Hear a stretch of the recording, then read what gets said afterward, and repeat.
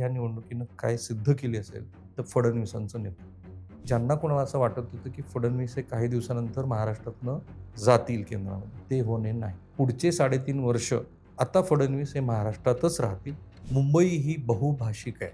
हे time and tested. आज त्याच्यावरती मोठा शिक्कामोर्तब झाला. 65% ते 68% उत्तर भारतीय, बिहारी, दाक्षिणात्य मंडळींनी भाजपला डोळे झाकून मतदान केले मुंबईत. मुंबईमध्ये मराठी माणसाचा टक्का विजयाच्या समीप नेण्यासाठी पुरेसा नाही, पण मराठी माणसाला वगळून मुंबईचं राजकारण पण होणार. दोन्ही राष्ट्रवादींचं भविष्य काय आहे इथून पुढे? सो माझ्या मते जर कुटुंबातले मतभेद मिटले असतील तर दोन्ही राष्ट्रवादी काँग्रेस एकत्रित यायला काही अडचण नाही आता. त्यांनी ह्या महानगरपालिकेच्या निकालानंतर EVM, मतदार यादीतले घोळ आणि प्रशासकीय यंत्रणांचा गैरवापर हे मुद्दे सोडून दिले पाहिजे. हे जे आता नगरसेवक निवडून आलेत, जे गोड पैसे वाटून आलेले आहेत, तेच पुढे लोकप्रतिनिधी, आमदार, खासदार होणार असल्यामुळं देशाच्या संसदेमध्ये आणि महाराष्ट्राच्या विधिमंडळामध्ये हे जे असे भेसूर चेहरे आहेत ना, त्यांचं प्रमाण तुम्हाला 40-50% जरी गेलं तरी आश्चर्य वाटायला नको.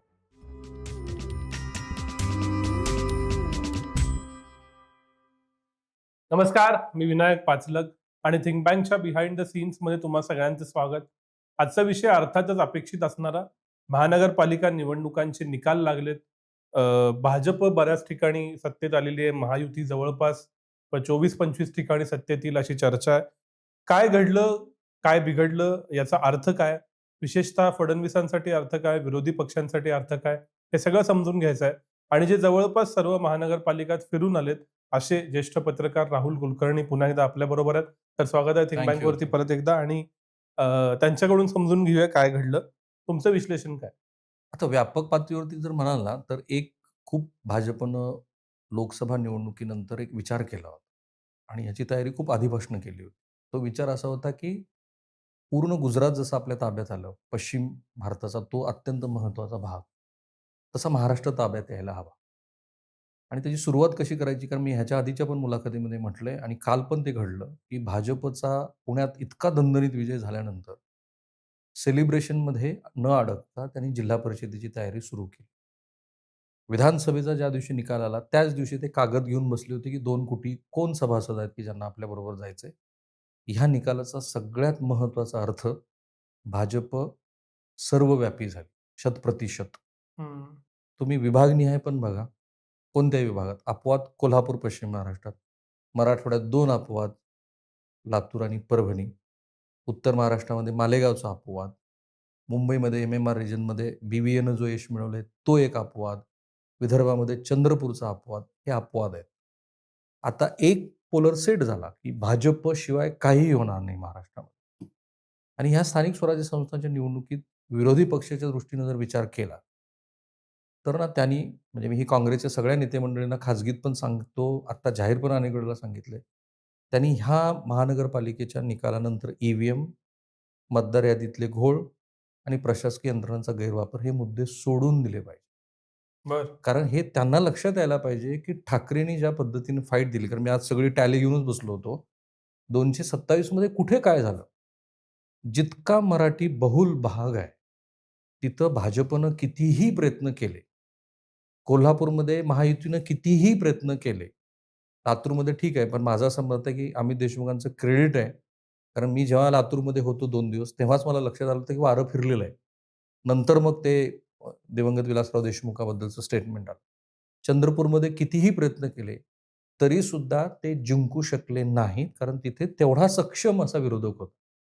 ठाकरे बंधूंनी जर सप्टेंबरमध्ये ते एकत्रित आले होते, तेव्हापासून तयारी सुरू केली असती.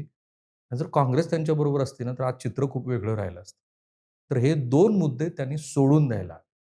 आणि म्हणून मी जेव्हा असं म्हणतो, की भाजप सर्वव्यापी झाली, तेव्हा त्यांच्या 2 मित्रपक्षासाठी ती अलार्म बेल आहे. अलार्म बेल कशी आहे? तर ठाणे वगळता एकनाथ शिंदेंना कुठंही यश मिळालेलं नाही. इनफॅक्ट मुंबईमध्ये त्यांनी जेवढ्या 90 जागा लढवल्या, ती स्ट्रॅटेजी होती आणि ती भाजपची गरज होती. कारण भाजप मला जेवढं माहिती आहे, 227 जागांची पूर्ण तयारी करून होतं. रवींद्र चव्हाणांचा पूर्ण आग्रह होता, की एकनाथ शिंदेंना बरोबर घ्यायचंच नाही. तिथल्या कोर टीमशी मी अनेक वेळेला बोलतो. एकनाथ शिंदेंच्या कोर टीमशी अनेक वेळेला बोलतो. त्यामुळे हे मला माहिती होतं, की भाजप ह्या पण तयारीत आहे.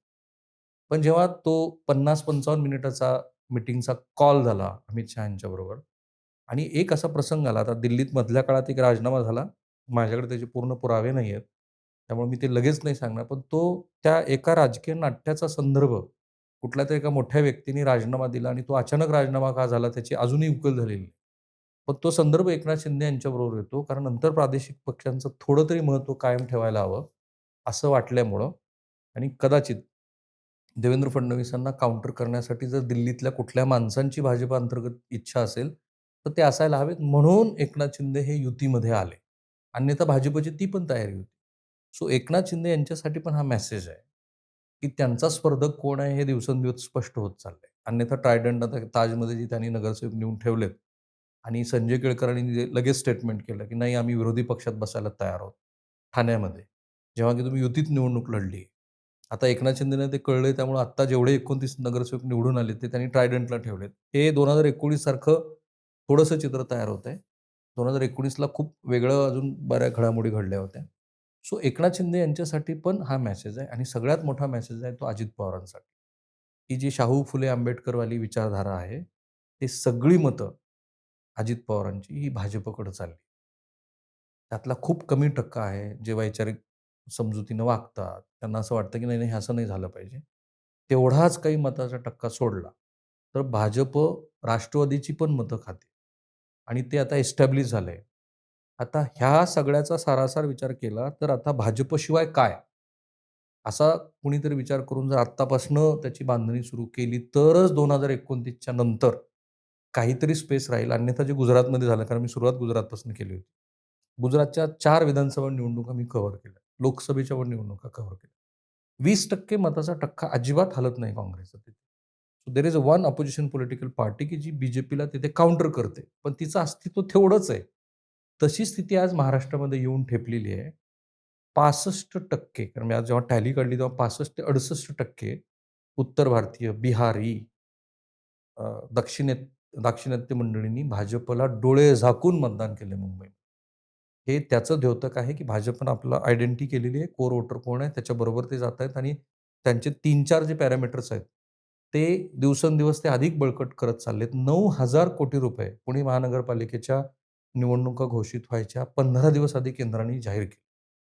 हे विकासाचे सगळे मॉडेल कारण फडणवीस हे जाहीरपणे आणि खाजगीत पण तुम्हाला सांगतील, तुम्ही त्यांच्याशी बोललेला, की तुम्ही अटल सेतूवरून खाली उतरलात, की मुंबई हे असं एक इंटरनॅशनल शहर दिसायला लागतं, व्हिच इज ट्रू.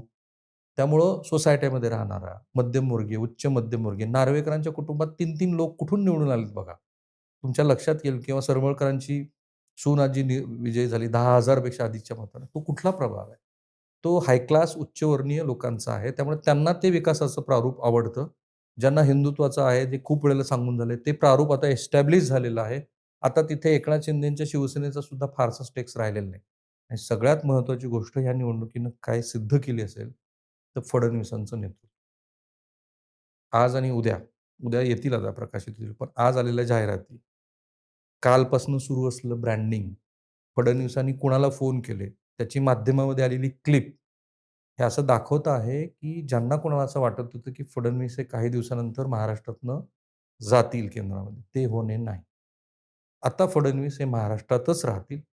पुढचे 3.5 वर्ष ज्यांच्या मनात अशी अभिलाषा होती, की मुख्यमंत्री कदाचित बदलला जाईल, ते होणार नाही. सेंट्रलला सुद्धा फडणवीसांच्या संदर्भामध्ये विचार करताना विचार करावा लागेल. ठीक आहे, की आता नरेंद्र मोदी यांच्या संदर्भामध्ये समजा रिप्लेसमेंटचा विचार आला, तर फडणवीस हे खूप स्ट्राँग कंटेंडर झालेले आहेत.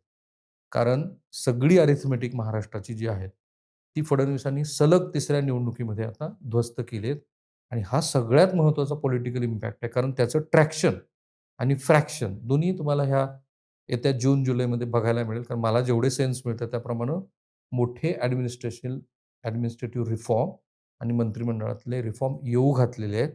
मी जे बोलतोय त्याचा संदेश बरोबर त्या लोकांना पोहोचलाय आणि ते रिफॉर्म हे मित्रपक्षाला आवडणारे नाहीत. हं. असं चित्र आहे. खूप प्रश्न आहेत, एक-एक घेतो.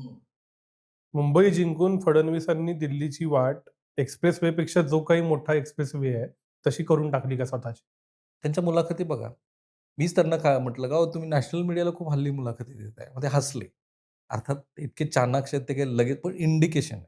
हं. सी तुम्ही योगी बरोबर फडणवीसांची तुलना करून पहा. 2 टॉप कंटेंडर आहेत अपार्ट फ्रॉम नंबर 2. हां. दोघांच्याही मॉडेलमध्ये काय साम्य आहे? हं. एक साम्य होतं जेव्हा योगी हे मुख्यमंत्री झाले, तेव्हा तो आक्रमक हिंदुत्वाचा चेहरा होता. गेल्या 5 वर्षामध्ये सेकंड टर्ममध्ये कारण तीही विधानसभेची निवडणूक मी खूप जवळून कव्हर केली.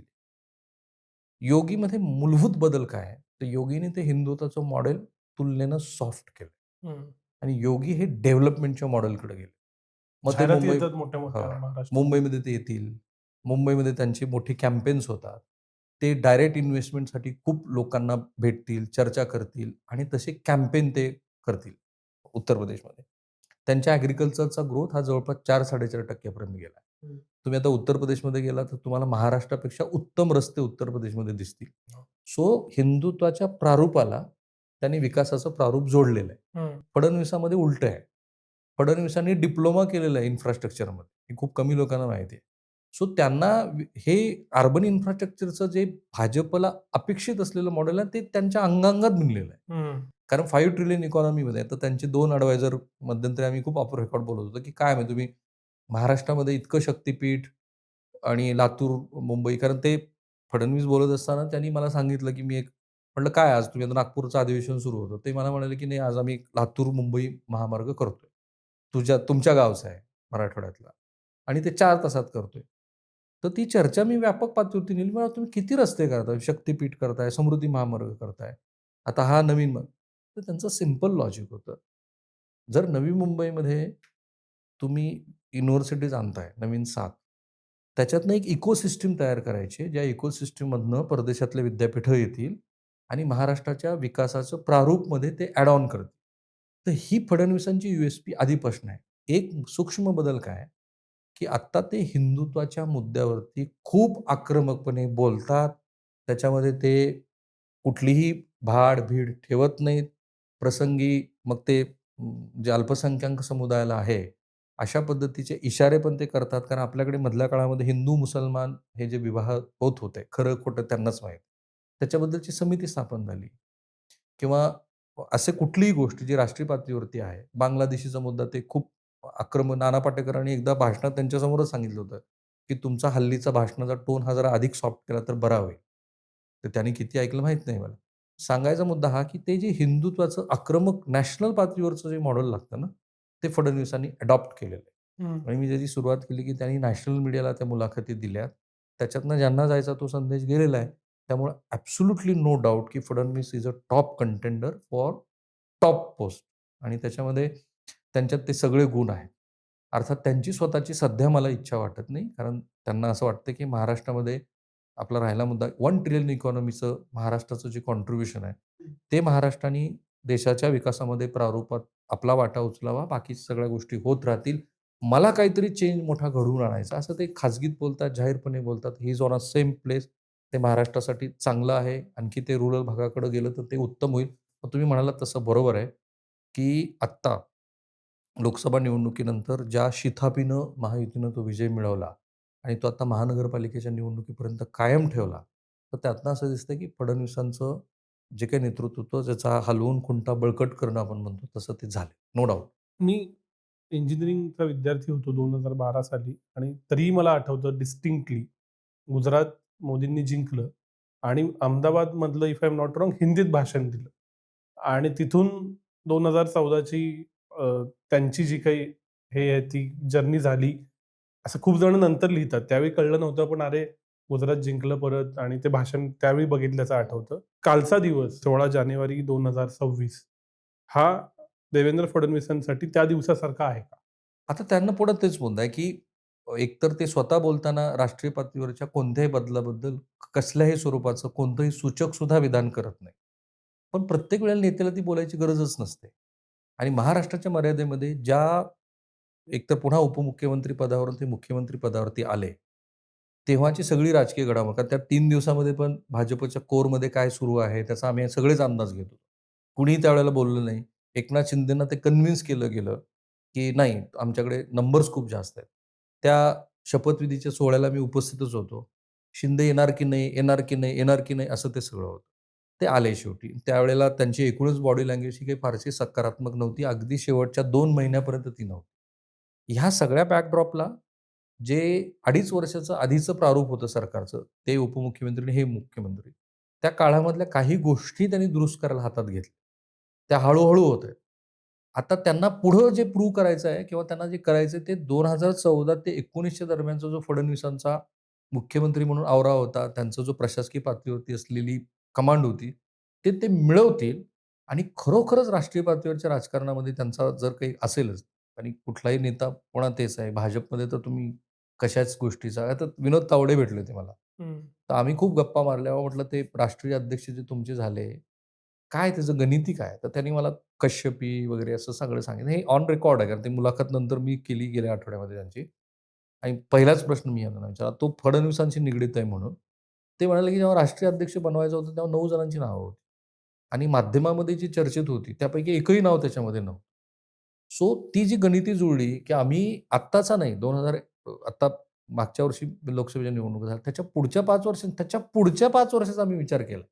आणि मध्यंतरी मला वाटतं द प्रिंटनी ते एक छान आर्टिकल केलं होतं, की जो लीडरशिप चेंज आहे बी-जे-पीतला, तो एका एज ग्रुपला कसा कॅटर करतो 40 पासून ते 50-55 पर्यंत. त्याच्यामध्ये कोण-कोण आले हेमंत विश्वा शर्मापासून ते आत्ताचे राष्ट्रीय अध्यक्षापर्यंत. ह्या सगळ्या कॅटेगरीमध्ये ना, Devendra Fadnavis is a perfect man, की ते राष्ट्रीय पातळीवरच्या राजकारणात यशस्वी होऊन तो नंबर मिळवतील. म्हणजे महाराष्ट्रामध्ये आता त्यांनी सगळी गोष्ट जवळपास त्यांना अनुकूल झालेली आहे. मी जे म्हणालो तसं पुढच्या 3.5 वर्षाचा त्यांचा परफॉर्मन्स. पण हे सांगून सुद्धा भाजप हा कंप्लीटली अनप्रिडिक्टेबल असल्यामुळं आपण एवढंच म्हणू शकतो, की भाजपकडं एक नेतृत्वाची मोठी फळी तयार झालेली आहे, की जे टॉप पोस्टसाठी तयार आहे आणि त्याच्यामध्ये फडणवीस हे पहिल्या 1 ते 3 मध्ये आहे. मी परत महाराष्ट्राकडे येतो. हे जे तुम्ही म्हणालात गुजरातच्या दिशेनं जाताय किंवा उत्तर प्रदेशात मी गेल्या महिन्यात जाऊन आलो. अ, हिंदुत्व प्लस विकास आणि विकास म्हणजे टच अँड फील वाला विकास. हे जे प्रारूप आहे, हे महाराष्ट्रात सेटल होतंय का पूर्ण झालंय आता हे बदलणार नाही? आता त्याच्यात पण आपण ना प्रादेशिक पातळीवरचा वेगळा असा डिव्हाईड करून त्याचा विचार करू. पण एक मला डिस्क्लेमर द्यायचं आहे. हं, महाराष्ट्राबद्दलचं प्रिडिक्शन जर तुम्ही 60 पासून महाराष्ट्राचं राजकीय अस्तित्व बघितलं, हं, तर जे केंद्रात असतं ते राज्यात असतं. हं. ज्या विचाराचं सरकार असतं. अपवाद युतीच्या सरकारचा काळ आणि तशा पद्धतीचा प्रचार पण केला गेला. असं विरोधी पक्षाच्या नेत्यांना वाटतं, की जर केंद्रामध्ये काही मोठा बदल झाला, तर महाराष्ट्रामध्ये ते होईल कारण महाराष्ट्रातली तशी जनभावना आहे. बरं. आता हा आपण खुला ठेवून देऊ प्रेक्षकांसाठी, की त्यांनी त्याच्यावरती विचार करावा. पण काय झालंय, की हिंदुत्व ह्या मुद्द्यावरती अजूनही मला असं वाटत नाही, जरी भाजप त्या पद्धतीचा प्रचार करत आहे, की सगळा समूह हा भाजपच्या बाजूने एकवटलेला आहे. खूप साऱ्या गोष्टी अशा आहेत, की ज्या भाजपनं जुळवल्या. हं, खूप लोकं बरोबर घेतली. आत्ता महापालिकेमध्ये काय झालं आणि पुन्हा तेच आहे तुमच्या कोल्हापूरमध्ये मी होतो. जोशी नावाचे गृहस्थ राष्ट्रीय स्वयंसेवक संघाचे मला भेटले. आमचा शो झाल्यावर ते आले आणि ते मला म्हणाले, की "अहो, मी खूप हे काही चाललंय ते बरोबर नाही आहे. जर तुम्हाला आत्ता सरकार तुमचं राज्यात पण आहे आणि केंद्रात पण आहे आणि ही संधी आहे. मग मूळच्या लोकांना तुम्ही थोडी संधी द्यायला पाहिजे होती. पुण्यात तुम्ही द्यायला पाहिजे होती. कोल्हापुरात काय?" वगैरे, वगैरे. आणि नंतर ते स्वतःच म्हणाले, की "ह्याबद्दल आम्ही मोहनजींना सांगितलं आहे. मोहनजींनी पण वरी सांगितलं आहे. पण आम्ही आमचं काम केलं." असं का झालं नाही, की भाजपनं हा विचार नाही केला, की आता इतकं सगळं स्थिरावलेलं आहे. तर ते विचार करताना 2029चा, हं. त्याच्या पुढचा असा विचार करतात आणि म्हणून केवळ हिंदुत्वाचं प्रारूप नाही, तर इथे किती उदाहरणं आहेत पुण्यामध्ये, की त्या लोकांना शेवटच्या क्षणाला आपल्याबरोबर घेतलं आणि त्यांना तिकीट दिलं आणि त्यांना विजयी केलं. आता हे लोक हलणार नाहीत. सो हिंदुत्वाचं ते वैचारिक मॉडेल तर आहेच. पण त्याबरोबर हे विसरून चालणार नाही, की संस्थात्मक पातळीवरती ज्यांचा काही थोडा बहुत प्रेझेन्स आहे किंवा खूप मोठा प्रेझेन्स आहे. असे लोक आज भाजपमध्ये आहेत. वेगवेगळ्या राजकीय पक्षातनं ज्यांची जिंकण्याची क्षमता आहे. सगळ्यात मोठं उदाहरण देतो मी तुम्हाला नांदेडचं. अजित पवार मला असं म्हणाले, की नांदेडमध्ये मला बघितल्यानंतर अ, अशोक चव्हाणांचं खूप कौतुक वाटतं. पुढचे 2-4 शब्द सोडून देऊ. मग मी त्यांना उलटं असं म्हणालो, की समजा अशोक चव्हाणांचं पॉलिटिकल प्रॉस्पेक्ट त्यांच्या पक्षामध्ये काय राहिलं असतं? ते जेव्हा खूप स्ट्राँग काँग्रेसचे नेते होते, तेव्हा 9च्या 9 विधानसभेच्या जागा त्यांनी निवडून आणल्या होत्या, हं. काँग्रेसच्या. महापालिका सगळा त्यांचा शब्द म्हणजे अशोकराव म्हणजे काँग्रेस, काँग्रेस. आज तशी स्थिती आहे नांदेडमध्ये. हळू-हळू अशोक चव्हाणांनी पूर्णपणे तो जिल्हा भाजपमय केला. बरोबर? हे उदाहरण दिलंय मी तुम्हाला. त्याचा फायदा भाजपला काय आहे? की ज्या जिल्ह्यामध्ये भाजपचा फारसा प्रभाव नव्हता. ठीक आहे, त्यांचे 2 आमदार तर कायमच निवडून यायचे, किनवट आणि देगलूरमधून. करेक्ट.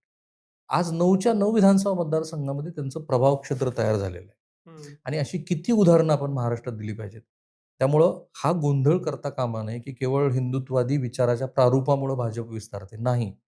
त्यांनी ह्या ज्या छोट्या-छोट्या गोष्टी केलेल्या आहेत, की ग्रामपंचायतीपासून ते राष्ट्रीय पातळीवरच्या राजकारणामध्ये सगळे लोक आपल्याबरोबर यायचे. आणखीन एक उदाहरण आहे राणे कुटुंबांचं. आहे ना? तिथे राणे म्हणजे पक्ष, पक्ष म्हणजे राणे. आज तिथे काय स्थिती आहे? खासदार पण त्यांचाच, भाजपचा. आमदार आणि मंत्री पण त्यांचा.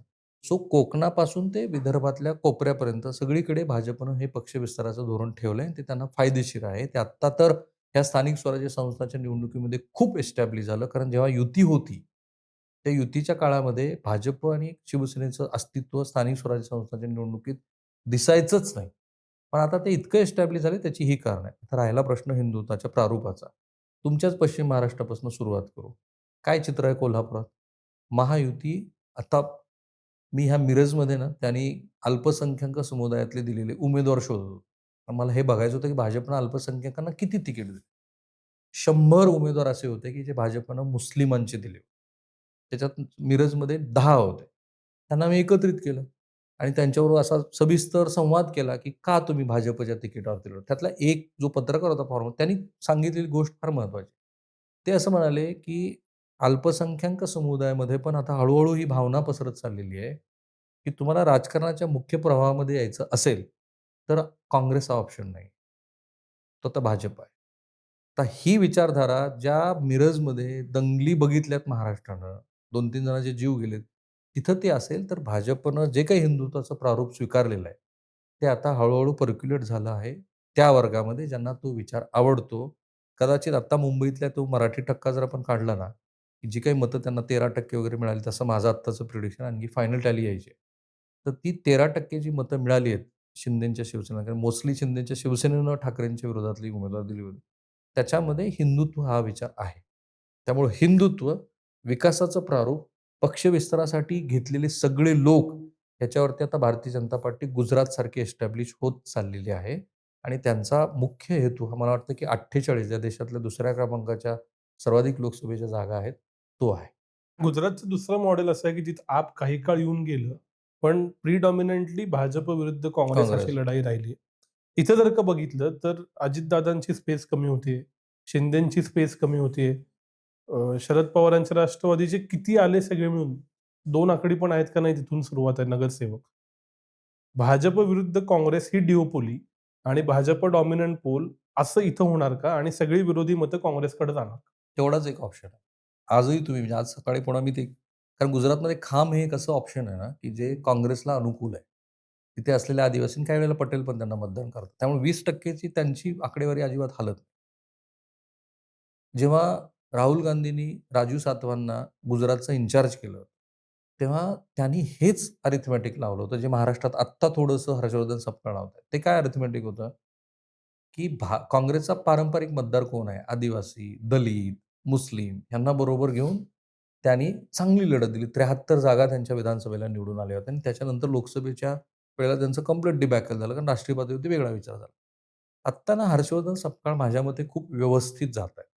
ठीक आहे, वंचितची आणि त्यांची मुंबईमधली जी युती होती ती फारशी फलद्रूप झाली नाही. पण आजही जवळपास त्यांना 90 नगरसेवक आणि चंद्रपूर त्यांच्याकडे आलंय. भिवंडीमध्ये ते नंबर 1 चा पक्ष आहे. लातूर त्यांनी जिंकलेला आहे. कोल्हापूरमध्ये त्यांना चांगला श्रेय आलाय. तर साधारणपणे ना, असे अनेक लोक तुम्हाला भेटतील. कारण प्रादेशिक राजकीय पक्षाची जी मर्यादा आहे अंगभूत ते मी सांगेनच तुम्हाला. ती काय आहे, तर लोकांना जिथे-जिथे भाजप हा ऑप्शन नको आहे, त्या ठिकाणी ते काँग्रेसला जवळ करतील. फक्त त्यांना ह्या आपल्या स्वतःच्या ज्या अलायन्सेस आहेत, म्हणजे जे राहुल गांधींना जमलं नव्हतं, की प्रकाश आंबेडकरांना बरोबर घेणं आणि मी प्रकाश आंबेडकरांची मुलाखत केली नाही. मी ऑफ रेकॉर्ड पण खूप बोललो.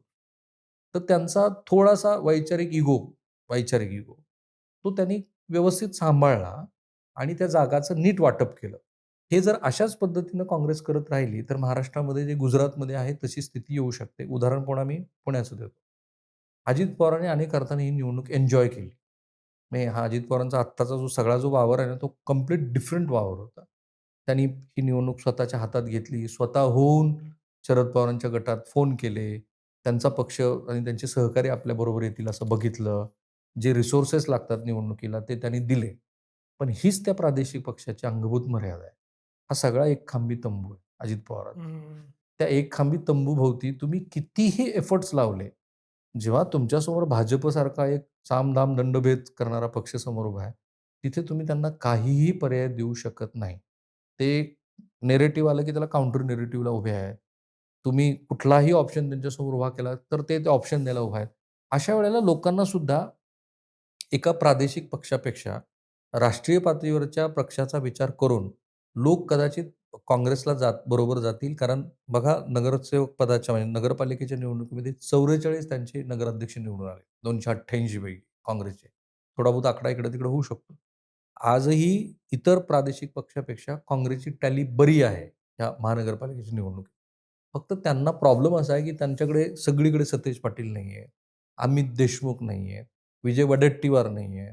तर ह्या गोष्टी त्यांनी सुधारल्या.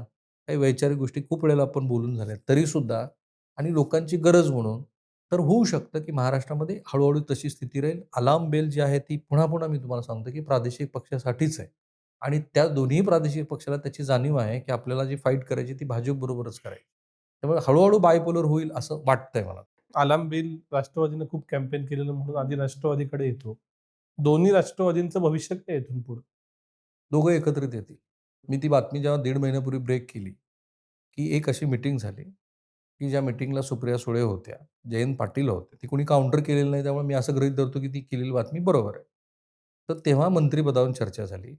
सुप्रिया सुळेंना केंद्रामध्ये मंत्रिपद, मग राज्यातली जी काही अलाइनमेंट असेल, पण त्यांना अजित पवारांच्या बरोबर जायचं नाही, की तेव्हाचा त्यांचा स्टँड होता. त्यांना एन-डी-एचा अलाइड पक्ष म्हणून यायचं. त्यामुळे सुप्रिया सुळेंची सुद्धा मधल्या काळातली 3-4 स्टेटमेंट्स बघा, ई-व्ही-एम बद्दलची, त्याच्यानंतर मतदार यादीबद्दल ती फार सॉफ्ट आहेत भाजपच्या दृष्टीने. आता काय झालं, की जेव्हा महानगरपालिका, नगरपालिकांच्या निवडणुका म्हणजे नगरपालिकेनंतर महानगरपालिकेच्या निवडणूक लढायच्या होत्या.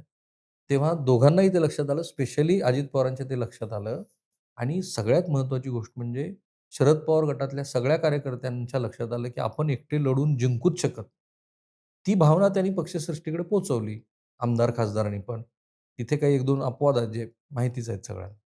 ते वगळता बाकी सगळ्यांची तीव्र इच्छा आहे, की हे दोघं एकत्रित आले पाहिजेत. मी एक टार्गेटेड प्रश्न विचारला होता अजित पवारांना, की तुमच्या कुटुंबातले मतभेद मिटले का?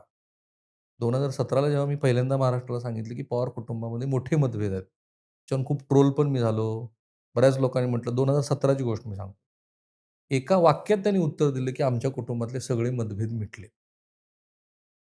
हे का घडलं? तर वर्षभरामध्ये गेल्या लोकसभेची निवडणूक सुनेत्रा पवार विरुद्ध सुप्रिया सुळे अशी झाली. विधानसभेला शरद पवारांनी त्यांची मिमिक्री केली अजित पवारांची. पण काकाला फार काउंटर करायचं नाही म्हणून त्यांनी फार काउंटर न करता ती निवडणूक लढली आणि अपेक्षित असं यश त्यांना मिळालं. सो माझ्या मते जर कुटुंबातले मतभेद मिटले असतील, तर दोन्ही राष्ट्रवादी काँग्रेस एकत्रित यायला काहीही अडचण नाही आता. ज्यांची अडचण आहे, अशापैकी कुणाला काय करायचं? माझ्या तुम्हाला शुभेच्छा आहेत, असं प्रशांत जगतापांना सुप्रिया सुळेंनीच सांगितलेलं आहे. त्यामुळे ज्यांची इच्छा नाहीये, त्यांना आता पर्याय सगळे खुले आहेत. आता ह्याच्यामुळे होईल काय? तर पूर्वी शरद पवारांनी जी एक रचना करून ठेवली होती, की राज्याचं राजकारण अजित पवार बघतील, राष्ट्रीय पातळीवरचं राजकारण हे सुप्रिया सुळे बघतील. तशीच रचना पुन्हा नव्याने होईल आणि ती सुप्रिया सुळे यांच्यासाठी पण गरज आहे. कारण लोकसभा निवडणुकीमध्ये जर अजित पवार त्यांच्याबरोबर नसतील, तर 2024 सारखी स्थिती तशी असणार नाही आणि समजा असं आहे, की एक वैचारिक भूमिका तुम्ही घेतली. त्या वैचारिक भूमिकेवरती तुम्ही 2 निवडणुका लढल्या. त्यातल्या एका निवडणुकीत तुम्हाला चांगलं यश मिळालं. 80% तुमचा स्ट्राईक रेट. त्याच्यानंतर विधानसभेच्या निवडणुका झाल्यात आणि विधानसभेमध्ये लोकांनी कौल दिला आहे. राष्ट्रीय पातळीवरच्या राजकारणामध्ये तुम्ही काय करायला पाहिजे ह्यात तुम्हाला कौल मिळालेला आहे. राज्याच्या राजकारणात अजित पवारांना कौल मिळाला सो इट्स बेटर की ते रियुनाइट होतील आणि दुसरा पर्याय नाहीये. त्या पक्षासमोर स्वतःचं अस्तित्व टिकवून ठेवायचं असेल, तर त्याच्याशिवाय काहीही पर्याय नाही. एक किस्सा सांगितला अजित पवारांनी. ते म्हणाले 2019ला निधी वाटपाचा विषय निघाला आणि उद्धव ठाकरे मुख्यमंत्री होते. मग उद्धव ठाकरेंनी ही भूमिका घेतली. इंटरेस्टिंग आहे, की आज ते सांगतात कारण ते यांच्याबरोबर आहेत. त्यांनी असं सांगितलं, की ह्या आमदारांना निधीच द्यायचा भाजपच्या. आणि मग हळूच ते म्हणाले, की आता तोच ट्रेंड कायम आहे, की महायुतीचे जे आमदार आहेत त्यांना जास्त निधी मिळतो, विरोधकांना कमी मिळतो. ज्यांच्या साखर कारखाने, ज्यांच्या शैक्षणिक संस्था, ज्यांना आपल्या मतदारसंघातले मुद्दे कॅटर करायचे तुम्ही भलेही खासदार असाल, तर तुम्हाला सत्ताधारी घटक पक्षाबरोबर जाण्याशिवाय ह्या सरकारनं तर काही ऑप्शन ठेवलेला so it's better to go with them आणि त्यामुळं राष्ट्रवादी काँग्रेस एकत्रित येईल. सगळ्या चाचण्या झालेल्याच आहेत. आजच शशिकांत शिंदेनी जाहीर केलंय, की जिल्हा परिषदेच्या निवडणुकीमध्ये पण राष्ट्रवादी काँग्रेस एकत्रित येतात. ते फक्त मॅटर ऑफ टाईम आहे. दोन्ही शिवसेनेचं काय भविष्य? दोन्ही शिवसेनेमध्ये उद्धव ठाकरेंनी फाईट दिली आहे, नो डाउट. पण उद्धव ठाकरेंचा अगदी पक्ष स्थापनेपासून जर तुम्ही इतिहास काढून बघा, अपवाद कोकणाचा. कारण कोकणात मुंबईतनं कोकणात शिवसेना आली. कोकणातनं शिवसेना मुंबईत गेलेली नाहीये. ते उलटं आहे सगळं. पण शिवसेना हा कायम भावनिक, मुद्द्यावरती राजकारण करणारा पक्ष आहे. तिथं जेव्हा आता हे बदललेलं राजकारणाचं प्रारूप आहे ना, आता मी आज असं बोलणं बरोबर नाहीये. कारण आता इतकं चांगलं त्यांना यश मिळालंय. स्वतः राज ठाकरे म्हणाले, की मला दुःख वाटलं, की मनसेच्या जागा कमी आल्यात, पण हे यश चांगलं आहे. तर पुढची 5 वर्ष आलेल्या नगरसेवकांना बरोबर ठेवून, कार्यक्रम देऊन, आहेत ते रिसोर्सेसचा वापर करून उद्धव ठाकरेंना शिवसेना टिकवणं तुलनेनं अवघड आहे. टिकवू शकतात का? निश्चितपणे ती स्पेस आहे. इनफॅक्ट जसं मी काँग्रेसचं तुम्हाला विश्लेषण केलं, तसंच शिवसेनेला ती संधी आहे. पण ती सतत सातत्यानं करत राहावी लागणारी गोष्ट आहे आणि विरोधी पक्षामध्ये राहून ते करणं अवघड आहे. त्यामुळे शिवसेना उद्धव ठाकरे आणि शिवसेना मनसे राज ठाकरे यांच्यासमोरची आव्हानं खूप मोठी आहेत. खूप मोठी आहेत. तुलनेनं ती एकनाथ शिंदे यांच्यासमोरची कमी आहेत. पण एकनाथ शिंदेची अडचण काय आहे? की आता त्यांना हे तर लक्षात आलं, की एम-एम-आर रिजनमध्येच एक ठाण्याचा अपवाद वगळता बाकी सगळीकडनं भाजपनं त्यांना घेरलंय. छत्रपती संभाजीनगरमध्ये भाजपनं तर त्यांचा धुव्वाच उडवून टाकला. मग राहिलं काय? ह्या स्थितीमध्ये त्यांना स्वतःचा पक्ष सांभाळायचा आहे. तो सांभाळत पुढची 3.5 वर्ष जे काही ह्युमिलेशन येईल त्यांच्या इतर मंडळींच्या वाट्याला, ते सहन करायचं आहे आणि ते सहन करत पक्ष टिकवत-टिकवत 2029च्या निवडणुकीची तयारी करायची. मला कधी-कधी असं वाटतं, की एकनाथ शिंदे हे सीझन्ड आहेत. खूप शांततेत सगळ्या गोष्टी करतात, पण ते भावनिक पण आहेत. मी जेवढं त्यांचं अंडरस्टँडिंग बघतो व्यक्तिमत्त्वाचं आणि ते व्यक्तिमत्त्व राजकारण्यापासून वेगळं करता येत नाही. त्यामुळे एकनाथ शिंदेसमोर पण चॅलेंजेस आहेत. फक्त ते सत्तेत आहेत आणि त्यांचा जो रॅपो आहे की सेंट्रल लीडरशिपच्या बरोबरचा, तो ते कायम ठेवला तर त्यांचा विस्तार होत राहील. पण त्यांना सुद्धा ह्या आता नव्या चॅलेंज नवं जे काही प्रारूप दिसतंय भाजपचं, त्याचे चॅलेंजेस खूप आहेत. फडणवीसांना बॅलन्स म्हणून समजा दिल्लीला एकनाथ शिंदे हवे असतील, तर त्यांची इन्फ्लुअन्स किंवा न्यूसन्स जो शब्द जो कुठला असेल तो, कमी झाली नाही का? ही आपली धारणा आहे बरं का, की ते फडणवीसांना पर्याय शोधतायत. मला जेवढं भाजप कळतं त्याप्रमाणे भाजपमध्ये पक्ष फर्स्ट आणि मग बाकीच्या गोष्टी. त्याचं उदाहरण सांगू मी आता. जेव्हा एकनाथ शिंदे हे त्या 50-55 मिनिटाच्या बैठकीनंतर महाराष्ट्रात परत आले. दुसऱ्या दिवशीच्या बातम्या काय होत्या? केंद्रीय नेतृत्वाने फोन करून सांगितलं महाराष्ट्रामध्ये, की आपापला पक्ष आणि आपापले नेते सांभाळण्याची जबाबदारी त्या प्रादेशिक पक्षाच्या नेत्यांची. हा मेसेज होता ना एकनाथ शिंदेना सुद्धा. त्यामुळं एकनाथ शिंदेची भाजपला गरज आहे का? तर ती असली तर ती राष्ट्रीय राजकारणामध्ये आणि मी ज्या राजीनाम्याचा उल्लेख केलाय, त्या राजीनाम्यानंतर असं म्हणतात, की नितीश कुमार आणि चंद्राबाबू ह्या दोघांनी काहीतरी एक वेगळा विचार केला होता. त्याच्यातनं तो राजीनामा खूप तातडीनं झाला आणि भाजपनं काहीतरी फेस सेव्हर बघितले. मग नंतर नितीश कुमार यांना पण त्यांना अपेक्षित ते दिलं.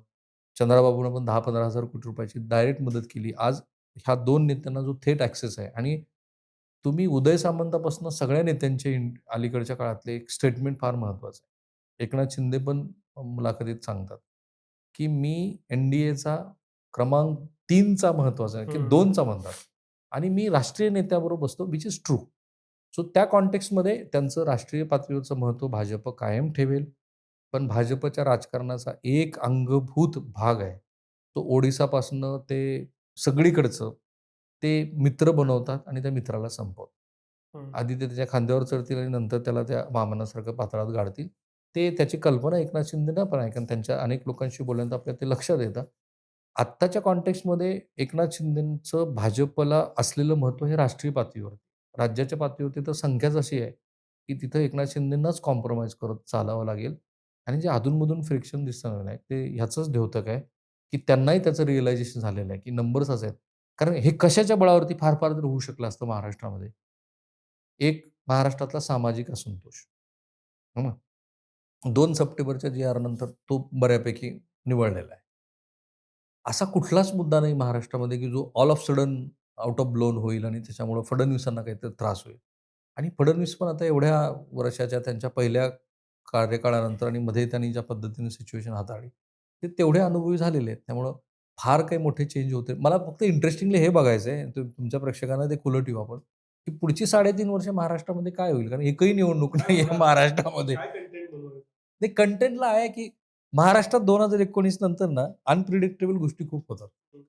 तर आपण चर्चा याची करू शकतो, की महाराष्ट्रातले विकासाचे प्रारूप कसे आहेत? फडणवीस हे केंद्रात जाणार का? मग त्यांना रिप्लेस करायचं असेल तर कोण बावनकुळेंना संधी मिळणार का? का रवींद्र चव्हाणांना मिळणार? असं असं चर्चा होत राहील ना. एक मुद्दा असा आहे, की मुंबईत मराठीचा मुद्दा चालला. हे सगळेच जण नो डाउट. म्हणतात. मुंबईत मराठीचा मुद्दा फुल चालल्यानंतरही अ, तो मुद्दा ज्यांनी ओन केला असे दोन्ही चेहरे एकत्र येणं, असं होऊनही जर का तिथं भाजप आणि शिंदेसेना जिंकत असेल, तर डेमोग्राफिकली मराठीचा मुद्दा येथून पुढं विजयासाठी उपयोगाचा नाही, हे क्लिअर झालं आहे का? आज एक वाक्य फार महत्वाचं आहे. मी ते सकाळी माझ्या एका विश्लेषणात म्हटलं, की मुंबई ही बहुभाषिक आहे. हे टाईम एंड टेस्टेड आज त्याच्यावरती मोठा शिक्कामोर्तब झाला. 2011 नंतर आपल्याकडे लोकसंख्येची जनगणना झालेली नाही. सगळेजण त्या अंदाजावरती बोलतायत. आज आपण ह्याच निकालाचं विश्लेषण करून बघू. ती जी लालबाग परळ तो सगळा मराठी टक्का आहे, तिचे भरभरून लोकांनी ठाकरेंना मत दिलंय. पण ते विजयापर्यंत नेऊ शकलं का? नाही नेऊ शकलं. म्हणून मी मुंबईकर सारखी जी कॅम्पेन होती ना, जी उद्धव ठाकरेंनी खूप व्यवस्थित आधी ओळखून ती केली होती. तेच कदाचित मुंबईचं पुढचं अस्तित्व असणार आहे. त्याच्यावरतीच मुंबईतलं राजकारण होईल. मुंबई एम-एम-आर रिजनमध्ये आमदारांची संख्या जास्त आहे. 36 आमदार आहेत. प्रत्येक आमदाराच्या मतदारसंघामध्ये 5 आणि जास्तीत जास्त 6 नगरसेवकांची संख्या. तर ह्या विजयाचं विश्लेषण करत असताना मुंबई ही बहुभाषिक आहे. मुंबईमध्ये मराठी माणसामध्ये असुरक्षिततेची भावना आहे. मुंबईमध्ये ठाकरे हवे आहेत. मुंबईमध्ये मराठी अस्मिता जागृत होऊन ती विशिष्ट वेळेला विशिष्ट पद्धतीने रिॲक्ट होऊ शकते, हे आता सिद्ध झालंय आणि ते ठाकरेंनी सिद्ध केलेलं आहे. पण पुन्हा मी आधी म्हणालो त्याप्रमाणे पुढची 5 वर्ष हा टेम्पो मेंटेन कसा करणार? राइट? आणि पुन्हा मुख्यमंत्र्यांनी आधीच जाहीर केलं होतं, आशिष शेलारांनी जाहीर केलं होतं आणि आजही ते बोलले, की मुंबईचा महापौर हा हिंदू असेल, मुंबईचा महापौर हा मराठी असेल. त्यामुळे त्याप्रमाणे पुढची 5 वर्ष ते राजकारण इव्हॉल्व होत राहील.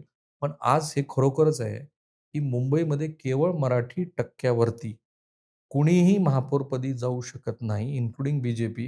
हे सिद्ध झालं. फक्त त्यातली एक सकारात्मक गोष्ट एवढीच आहे, की फक्त उत्तर भारतीय आणि बिहारींच्या मतावरती पण तुम्ही जिंकून येऊ शकत नाही.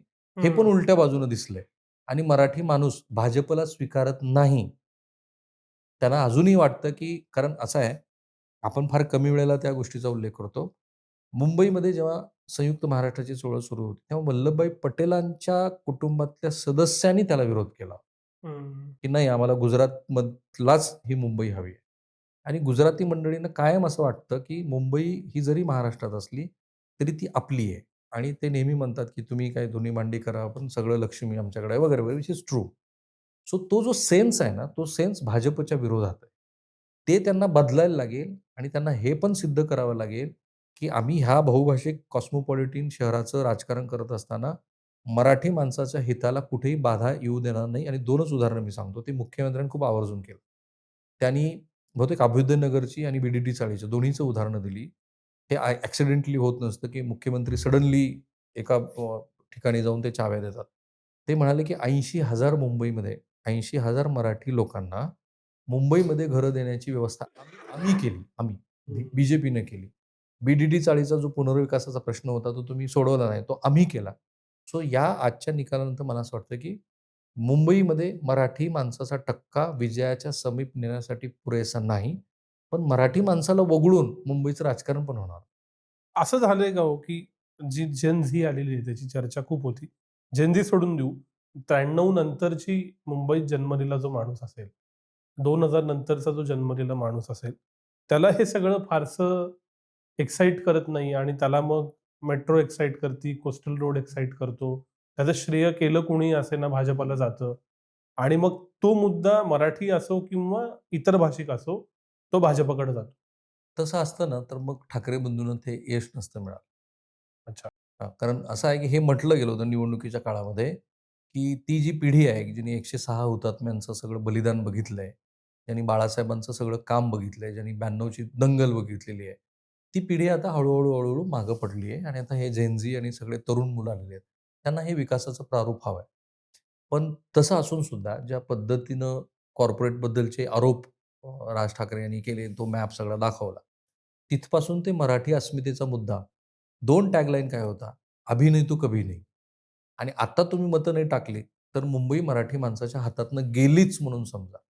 असं दिसतं आहे, की तो ह्या पिढीला पण म्हणजे 93 नंतर जन्मलेले, 2000 नंतर जन्मलेले, त्या मुलांना ते आवडलं म्हणून तर ठाकरेंचं कारण हे का मी म्हणतोय, की मागच्या वेळेला जे काही त्यांचे 84 नगरसेवक निवडून आले होते उद्धव ठाकरेचे, त्यातले 62 नगरसेवक त्यांना सोडून गेलेले. हं. ते आता एकनाथ शिंदेच्या बरोबर आहेत. त्याचा फरक पडतो. कारण तुम्ही 5 वर्ष तिथे नगरसेवक म्हणून काम केलेलं आहे. पक्ष संघटन तुम्हाला माहिती आहे, कार्यकर्ते तरीसुद्धा एवढी तोडफोड होऊन कारण असं आहे, की उद्धव ठाकरेंचे जे 20 आमदार निवडून आले, त्यातले 10 आमदार हे त्या भागातले. हो. त्या 10 आमदारांच्या बळावरती त्याचं जर कॅल्क्युलेशन केलं तर 10 मल्टिपल बाय 5 कारण एका आमदाराच्या मतदारसंघामध्ये 5 नगरसेवक आहेत. तर 50 झाले असते. ती टॅली वाढली आहे. मनसेची टॅली वाढली. 6 त्यांच्या निवडून. त्यामुळे मराठी माणसाने त्यांना मतं टाकली आहेत. पण एक पुन्हा अपवाद काय आहे, की जी एकनाथ शिंदे यांच्याबरोबर मतं गेलीत किंवा जी भाजपला मतं मिळालेली आहेत, ती मराठी माणसाची जी मतं आहेत ना, ती असं म्हणतायत, की एवढं पुरेसं नाहीये. केवळ हं. मराठी माणसाची अस्मिता पुरेशी नाहीये, त्याच्याबरोबर विकासाचं प्रारूप, त्याच्याबरोबर आम्हाला आमच्या प्रश्नाशी असलेले मुद्दे आणि मला ना ह्या महानगरपालिका निवडणुकीचं विश्लेषण करत असताना एक मुद्दा महाराष्ट्रातल्या प्रेक्षकांना सांगायचा. कदाचित ना आपण ते विसरतो. कारण आपली तेवढी त्या लोकांबरोबर असलेला ॲक्सेस नसतो. पत्रकारांशी बोलताना लोकं फार सावरून बोलतात. पूर्वीसारखं नाहीये, की धाड-धाड, धाड-धाड बोला. एक मला असं वाटतं, की केंद्रात एक सरकार, राज्यामध्ये एक सरकार, तर मग महापालिकेमध्ये आपलं त्याच विचाराचं सरकार का नको?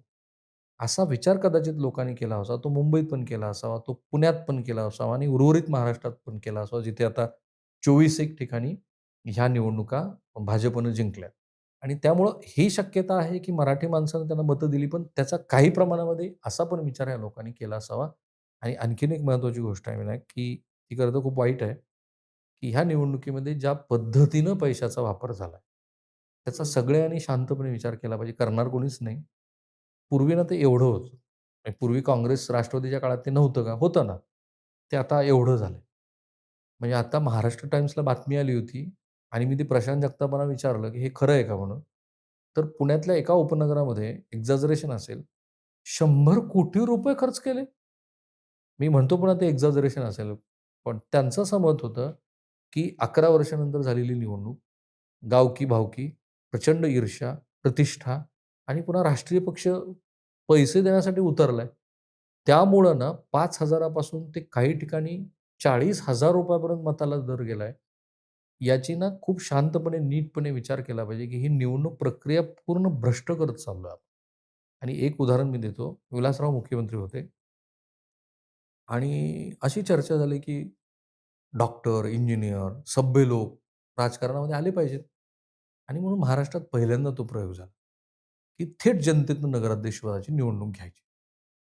तो प्रयोग त्यांनी केला. इंटरेस्टिंगली अनेक असे जात समूह, की ज्यांचं तिथे 1% पण मतदान नाही. त्या जात समूहाचे लोक, जे डॉक्टर होते, जे इंजिनिअर होते, जे लॉयर होते, त्यातले काही लोक नंतर राजकारणात एस्टॅब्लिश झाले. ते नगराध्यक्ष म्हणून निवडून आले. स्वतः विलासरावांच्या लातूरमध्ये जनार्दन वाघमारे जे कुलगुरू होते, ते एकीकडे सगळे नगरसेवक काँग्रेसचे, मुख्यमंत्री विलासराव आणि जनार्दन वाघमारे एकटे निवडून. हे कशाचं द्योतक होतं, की लोकांना चांगले लोक ऑप्शन म्हणून हवे होते. ह्या वेळेला भाजपसहित सगळ्या मंडळींनी, स्पेशली भाजपनं ते केलं. केवळ निवडून येण्याचा एकमेव क्रायटेरिया. ह्या क्रायटेरियावरती गुंड-पुंड मग ते आता राष्ट्रवादीने केलंच आहे. आणि मग त्यांना तिकीटं मिळाली, तर त्यांनी एकच उद्दिष्ट डोळ्यासमोर ठेवलं होतं, की काहीही करून ती निवडणूक जिंकायची आहे. पैसे कितीही द्यायचेत लोकांना आणि म्हणून मी स्वतः 19 वॉशिंग मशीन महाराष्ट्राला दाखवल्या. त्या घरात पण मी गेलो, की ज्या घरात त्या वॉशिंग मशीन पोहोचल्या होत्या. त्याच्यानंतर चांदीचे दागिने, मिक्सर हे जे काही प्रारूप आहे ना, ते त्या विलासरावांनी जो काही उदात्त हेतूनं ते सगळं केलं असेल आणि फडणवीसांनी पण जे नगरपालिका निवडणुकीत नगराध्यक्षपदासाठी केलंय, पण मला नाही वाटत की त्यातनं ते इतके चांगले चेहरे आलेत. तर लोकांना राजकारणाबद्दलची घृणा वाटायला लागली. एंड ऑफ द डे तुम्ही जिंकलात का? हो, जिंकलात. तुमचे नंबर चांगले आलेत का? सगळ्यांचे नंबर चांगले असतील, ज्यांचे कुठे तिथे आले. पण एंड ऑफ द डे राजकारणामध्ये एक सुद्धा सभ्य चेहरा दिसू नये आणि ह्याचा अल्टिमेट परिणाम काय होईल? तुम्ही जर मागचे 6, 7, 10 वर्ष महाराष्ट्राचं विधिमंडळाचं अधिवेशन कव्हर केलं असेल, तर मी कन्सिस्टंटली करतो. वरून सभागृहात खाली बघितल्यानंतर आपल्या लक्षात येतं सन्माननीय अपवाद आहेत. आणि मी नेहमी म्हणतो, की प्रश्नोत्तराचे तास बघा. खूप चांगले प्रश्न आपल्या मतदारसंघाच्या बाहेरचे पण विचारतात. पण त्याच प्रश्नोत्तरात किंवा लेखी ज्या येतात तारांकित प्रश्न, पर्सनल मुद्दे, कुणाला तरी ब्लॅकमेल करायचं आहे. त्यांचेच असे प्रश्न टाकायचे, की ज्याच्यातनं प्रशासकीय यंत्रणेवरती तुमचा प्रभाव राहील आणि त्याच्यातून तुम्हाला पैसे कमवता येतील. ही जी 20-25% माहीत नाही मला कदाचित त्याच्यावरती लोकं ठरवू देत. ही जी आज अशी भेसूर लोकप्रतिनिधींचे चेहरे सभागृहात दिसतायत, की जे अत्यंत बेतालपणे बोलतात आणि आपल्याला अजून वाटायला लागतं, की ही महाराष्ट्राची संस्कृती आहे. मला भीती काय माहिती आहे, नगरपालिका आणि महानगरपालिका निवडणुकीमधून हे जे आता नगरसेवक निवडून आलेत, की जे कोण पैसे वाटून आलेले आहेत, तेच पुढे लोकप्रतिनिधी, आमदार, खासदार होणार असल्यामुळं देशाच्या संसदेमध्ये आणि महाराष्ट्राच्या विधिमंडळामध्ये हे जे असे भेसूर चेहरे आहेत ना, त्यांचं प्रमाण तुम्हाला 40-50% पर्यंत जरी गेलं तरी आश्चर्य वाटायला नको आणि हे फार लवकर होईल असं दिसतं. हा एक भाग झाला, पण दुसरे जे आरोप होतात, की ईव्हीएम तर बाजूला ठेवू. इलेक्टोरल प्रोसेस जी आहे, त्याच्यात काहीतरी मॅनिप्युलेट करून, स्मार्ट खेळ्या करून निकाल फिरवणं कितपत शक्य आहे? I completely disagree. म्हणजे मीही गेल्या 4 वर्षातला माझा स्टँड आहे, की ईव्हीएम हा मुद्दा नाहीये. मतदार यादीत प्रचंड घोळ आहेत. नो डाउट आणि ते आज नाही, गेली 20 वर्षापासून. स्वतः नितीन गडकरींची पिटिशन आहे. देवेंद्र फडणवीसांची पिटिशन आहे, की मतदार याद्यामध्ये घोळ आहेत. त्याचा कुठे वापर होतो? जे शरद पवारांनी सांगितलं, की साताऱ्यामध्ये मतदान करायचं आणि ते मग नवी मुंबईमध्ये पण येऊन करायचं आणि हे खूप वर्षापासून सुरू आहे. पण केवळ त्याच्यावरती ते निवडणुका जिंकत नाहीत. समजा भाजपनं आता नंबर 1चा पक्ष आहे म्हणून. त्यांनी 2 गोष्टीवरती खूप लक्ष ठेवलं. एक प्रभाग रचना, दुसरी मतदार यादी. त्या मतदार यादीचं जे डिलिशन झालं, कसं झालं? कोणाची कुठून म्हणजे आज गणेश नाईकांना स्वतःला शोधायला लागलं, की त्यांचे 4 ठिकाणी कशी नावं आलेली आहेत आणि खूप सारी उदाहरणं महाराष्ट्रामध्ये. तर हे जे आहे ना, जर विरोधी पक्षांना त्यात स्कोर करायचं असेल, तर त्यांनी 2च गोष्टी बघायला पाहिजेत आणि तिथं पहिल्या गोष्टीमध्ये फार सही नाहीये त्यांचा. स्वतः अजित पवार हातबल होते, की पुण्यात ज्या पद्धतीनं प्रभाग रचना झाली, मी खात्रीने सांगतो, थ्रूआउट महाराष्ट्रामध्ये हे झालं, की प्रभाग रचना ही सत्ताधारी घटक पक्षाला अनुकूल केली गेली. त्यानंतर प्रभाग रचनेप्रमाणे मतदार यादीची फोड झाली. मला अनेक प्रशासकीय अधिकाऱ्यांनी सांगितलं, की हे खूप शेवटच्या क्षणाला झालं. त्याचं दुसरं कारण हे पण आहे, की सुप्रीम कोर्टाने सांगितलं, की 31 जानेवारीच्या आत सगळ्या निवडणुका घ्या. त्याप्रमाणे यंत्रणाच नाही आहे आपल्याकडे. मग काय आता तुम्ही नगरपालिकेच्या निवडणुका झाल्या, की लगेचच महापालिकेच्या आणि त्या संपतात तोपर्यंत जिल्हा परिषदा. त्यामुळं त्या महानगरपालिकेच्या क्षेत्रामध्ये त्या मतदार याद्यांची फोड करत असताना अत्यंत रँडमली फोड केली गेली किंवा ती फोड अशा पद्धतीने झाली, की ज्याच्यामुळे त्या सत्ताधारी घटक पक्षाला फायदा होईल. तर मला असं वाटतं, की प्रशासकीय पातळीवरती 3 गोष्टी महत्त्वाच्या आहेत. एक जे बिनविरोध निवडून आले नगराध्यक्ष, नगरसेवक नगरपालिकेला आणि महापालिकेला, तिथे काही ना काहीतरी इन्फ्लुअन्स जरूर झालेला. तो स्थानिक पातळीवरच्या मंडळीने केला असेल, माहीत नाही मला वरून कुणी कोणाला फोन केले का? तर दिसतंच आहे. दुसरं मतदार याद्यांचं नीट आकलन सत्ताधारी घटक पक्षाने त्यातल्या त्यात भाजपनं केलं आणि प्रभाग रचनेचा नीट अभ्यास केला. या व्यतिरिक्त या संपूर्ण निवडणूक प्रक्रियेमध्ये कुठेही कसल्याही स्वरूपाचा फ्रॉड होत नाही. फ्रॉड कुठं होतो? तो मतदारांना भ्रष्ट करण्यामध्ये, खूप मोठ्या प्रमाणामध्ये पैसे देण्यामध्ये आणि कुणीही आता असं सांगू नये, की आम्ही हे केलं नाही. विरोधी पक्षांनी पण सांगू नये आणि सत्ताधारी घटक पक्षांनी पण सांगू नये. तर फ्रॉड असेल तर निवडणूक प्रक्रियेतला हा आहे. शेवटचा प्रश्न, 2019च्या नोव्हेंबरमध्ये जे काही चालू झालं महाराष्ट्रात, ते कदाचित 5 फेब्रुवारी 2026ला संपेल. आपण एकदम शेवटच्या टप्प्यात आहोत. झेडपीच्याच थोड्या हं. बहुत निवडणुका उरल्यात. सर्व झालं उलट-पालट आणि खूप वर्षांनं महाराष्ट्र शांततेचा कालावधी बघेल, ज्याचा तुम्ही थोडासा उल्लेख केलात. या शांततेच्या कालावधीत या प्रत्येक पक्षानं काय करावं असं तुम्हाला वाटतं? सगळ्यात आधी भाजपनं केलं पाहिजे. अरे, हे सगळ्या ज्या रेवडी स्कीम आहेत ना, त्या बंद केल्या पाहिजे. ते जर नाही केलं ना त्यांनी, 44,000 कोटी रुपये is not a small amount. तुम्ही त्या लाडक्या बहिणीसाठी जे पैसे देत आहात, तुम्ही आधी शांतपणे विचार करा, की ह्याची खरोखर तुमची राजकीय गरज आहे ती आता भागलेली आहे. पुढची 3.5 वर्ष निवडणुका नाही. मला असं वाटतं, की सगळ्यात आधी तर त्यांनी हे केलं पाहिजे, की ह्या ज्या फ्रीबीज आहेत महाराष्ट्रासारख्या राज्यात, त्या त्यांनी बंद केल्या पाहिजेत. दुसरं ते खूप वेळेला मी म्हटलं, की ही जी राजकीय संस्कृती बिघडलेली आहे, ती सुधारण्यासाठी सत्ताधाऱ्यांनी पुढाकार घ्यायला हवा आणि ती जबाबदारी आता फडणवीसांचीच आहे. तर आता त्यांना इतकं छान मॅन्डेट मिळालंय. सगळं स्थिर-स्थिरावर झालेलं आहे. त्यांनी पण संजय राऊतांना काउंटर म्हणून नवनाथांना पुढे आणलं. ते एकमेकांशी भांडत होते आणि ते महाराष्ट्र बघत होता. त्याची किळस आलेली लोकांना. खूप वेळेला ते सांगून झालेलं आय होप की ते करतील. बऱ्याच राजकीय नेत्यांना ना शरद पवारांसारखं काही गुण शिकण्याची गरज आहे. शरद पवारांचा आवरा काय माहिती आहे का? शरद विनायक पाचलक बरोबर गप्पा मारू शकतात. ते तुमचे ही जी तरुण मुलं आहेत त्यांच्यावर ते गप्पा मारू शकतात. त्याचं कारण आहे, की साहित्य, कला, संस्कृती, नाट्य ह्या सगळ्या क्षेत्रामध्ये एक राजकीय नेता म्हणून तुमचा वावर पाहिजे. महाराष्ट्रातल्या सत्तास्थानातले हे जे सगळे लोक आहेत ना, आता त्यांनी तो बदल अडॉप्ट करायला पाहिजे. ठीक आहे, तुम्हाला इन्फ्रामध्ये खूप गती आहे, no doubt you are fantastic man. तुम्हाला ॲडमिनिस्ट्रेशन खूप उत्तम पद्धतीने सांभाळता येतं. उत्तम इमारती तुम्ही बारामतीत बांधता, पुण्यात बांधता.